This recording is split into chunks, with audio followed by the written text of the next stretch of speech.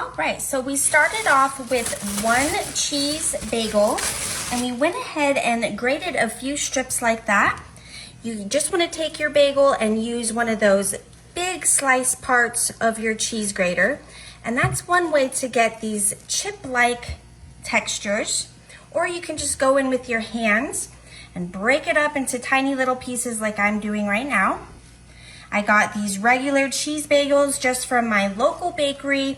They're my favorite, but you can use any kind of bagel you like. Everything bagel, an onion bagel, whatever flavor your family loves is gonna go amazing with this recipe. So let's make sure they're not too thick. Just tear them in half, get a little bit thinner. And what we're going to do is now put them right on our baking sheet. Let's spread them out to get a nice layer. Break them up as you go if you notice any big chunks. That one. Okay. Now we don't want too many or else it's going to mess up the recipe. I'll show you why in just a minute. Now that we have our bread pieces all on the bottom, let's go ahead and put this in the oven. We're just gonna toast these up a little bit at 350 for about 7 or 8 minutes. All right, now that our bagel pieces have had a moment to crisp up, they're almost like croutons. This one got a little too crispy, but that's all right. Who doesn't like a little crunch? Babe, what'd you do to our bagels? I made chips out of them. Wait, why would you do that? We have a pantry full of chips. Because, watch, I'm making breakfast nachos. You're gonna love it. What? Yeah, watch. I'm gonna take some Colby Jack shredded cheese, and I'm just gonna sprinkle some of that on there, as well as a Mexican blend just from the supermarket. You know, you can use any cheese you like. Even the sliced stuff would go well on this, but I like that pre-grated stuff. So far, this is just bagels, a cheesy bagel, and cheese. Like, I'm a huge fan of this. You're gonna be even more of a fan. Just keep watching. You'll see what I do. Now, careful, because this pan is still a little hot. We're gonna put this back in the oven just to get those cheese melted a little bit more right on our chips. Now, while that crisps up and gets those cheeses nice and melty, we're gonna go ahead. We have our tomato all chopped up, but I'm going to slice up some fresh avocado. Hopefully it's ripe enough. Ooh, it feels soft. All right, perfect.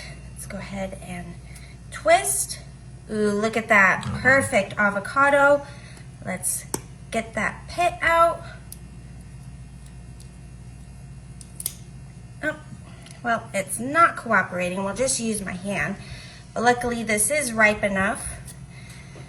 So we're going to just score that up a little bit.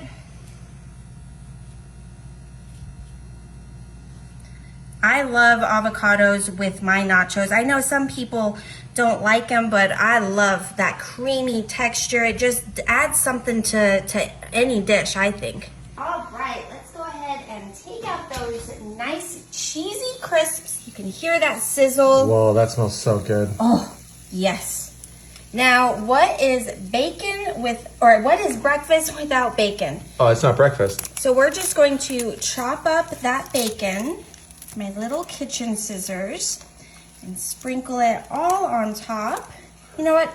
I'm just gonna go in with my hands, crumble it up. I like my bacon a little on the softer side and thicker and big chunks. This already smells so good, but we're not done yet. We have the best part yet to come. But I want to eat it now. No, you have to be patient. All right, now comes the time to add those vegetables, those bright green avocados we sliced up. We're just going to spoon them out. Avocado could probably be a little more ripe, but that's all right. We're gonna make do. And just sprinkle those little chunks all over. Oh, wow. Let's grab the other one. You can twist it up a little bit. See those little incisions I made? Yeah. Try and make it a little easier to scoop out.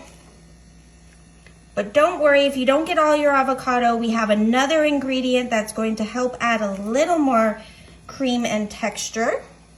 Let's go ahead and take that chopped tomato, sprinkle that bright chopped redness that we have. Now, at this point, you can use salsa, but I cannot eat onions, so I don't use a salsa. I just have these fresh tomatoes. Or you could add just regular chopped onions if you'd like. Oh my gosh, look at the colors. Oh, I can't wait. Next, we have a can of black beans. I went ahead and pre-drained them. So let's just go ahead and start sprinkling those beans right on top of those tomatoes and bagel crisps. This is looking so good. Oh, okay. Maybe not the whole can. We used about 3/4 of that. I don't know, I love black beans, so. I love black beans more than pinto, but if you like pinto, you can go ahead and throw those on top. Next, we're going to add a few dollops of sour cream. And this is going to help give it that creamy texture if you didn't get too many avocados like I did. Great. Oh, look at that. Perfect. And last ingredient, we have some fried eggs. Whoa. We're just going to plop those right on top. You just put them right on top? Let's go ahead and cut one open just so we can see that yolk in the middle. You can have sunny side up eggs, whatever kind of eggs you'd like, even scrambled. I like the fried hard and chopping it up into little pieces. Oh, just like that. And there you have it. We are all done with our breakfast nachos, ready to devour. All right. Now I'm going to go ahead and get a little, I want a big bagel crisp. Ooh, here we go. Good one with all of the flavors in there. Get that bacon. All right, here you go. Bon appetit. It's so good. Yeah? Mm-hmm.